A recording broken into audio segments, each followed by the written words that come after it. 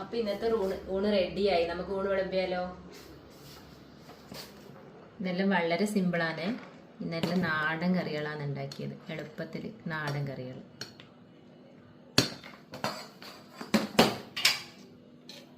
പിന്നെ ഒരു തോരപ്പുഴുക്ക്,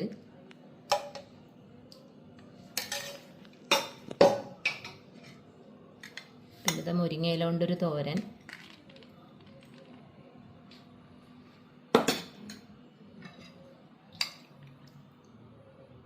കുമ്പളങ്ങ കൊണ്ട് ഒരു ഓലൻ,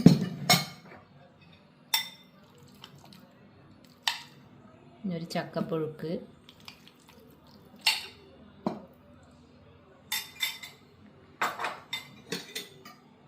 പിന്നെ ഉണക്കമീൻ വറുത്തത്, ഉണക്ക സ്രാവ് വറുത്തത്. ഇതാണ് ഇന്നത്തെ കറികൾ.